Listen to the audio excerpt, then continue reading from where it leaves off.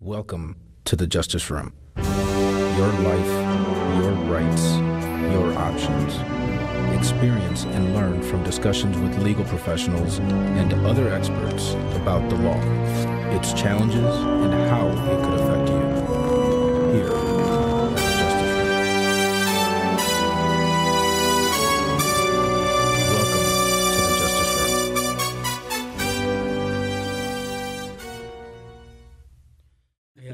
Yeah, and and I think I also mentioned, somebody mentioned that to me the other day. I was on Cox Radio, on WDBO Radio. We were talking about the candidates coming on to our show here at the Justice Room, and they asked, well, what political affiliation is Mr. Ladan or that's coming on your show?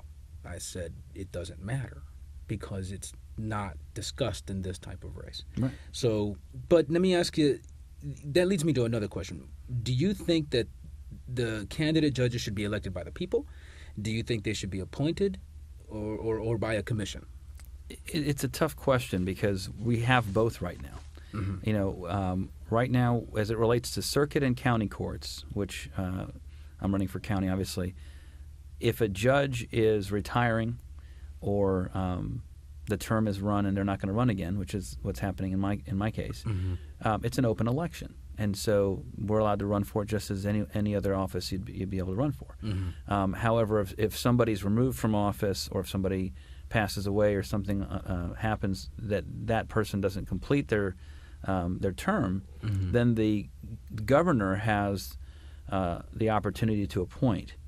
And it's a very political process either way. Right. It's either an open political process where the voters are making a decision, or it's a more closed political process where we have a judicial nominating commission recommending judges or candidates for judge, and then that recommendation goes up to the governor, and the governor will normally get 6 names, and he'll hand pick one.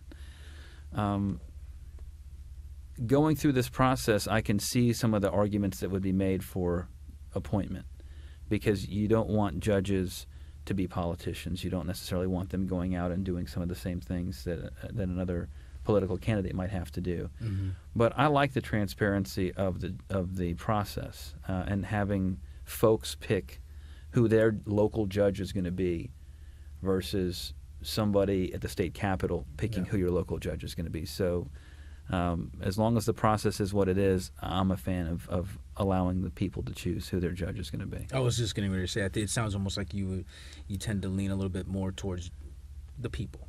I do. I mean, when it comes to a federal judge, I understand why we want a different process. But local courts, you're going to, if you get a speeding ticket in Seminole County, you got to go before this judge. Having the ability to know who that person is and have a say in voting them in or out or keeping them there once they're there, I think is meaningful to local government. And so I like people being able to choose. And how long is the term for a county judge? It's a 6-year term. Okay. And we haven't had a contested election in Seminole County in about a decade. Really? This is the first time in 10 years, and we've got 4 separate positions that are being contested. Really? It's a very busy political season. It seems that way, yeah. And we're glad to have you on our show and talking a little bit about what your experiences are so that the people can have an educated understanding of what your experience, your knowledge, your career, your education. And again, we're glad you're here. Now, here's a question that I want you to try to answer if you could. Would you be willing to withdraw from this race if the only way that you could win would be to break a rule? Yeah, absolutely. Okay. Yeah. So, because there's a lot of rules that go into campaigning for candidate judge. And we all know the politicalness of some of these things, but it's not it's not necessarily a political platform. This is for county judge. So, how do you feel about it? We don't want, of course, I would imagine that no one's going to break rules when it comes to running for county judge, but you don't know everybody out there. But what would you feel is as a judicial candidate, would be your greatest strength or weakness? I think the strength I would point out two. One is, I hate to harp on it, but it's the experience. I mean, I'm the only candidate of the 4 of us running for this position that qualified to sit for board certification in criminal trial. Board certification is the highest level of certification that the Florida Bar has. I just took the test about a month ago, so I don't get to find out for several months whether I'm board certified or not. So I'm not board certified, and I'm not holding myself out as that. But qualifying for board certification itself is a tough enough nut to crack. You have to have X number of jury trials and all that. So my experience, I think, is significant. Beyond that, it comes down to integrity and kind of ethics. And I'm not suggesting that other folks don't have integrity, but I think that the combination of experience and integrity that I bring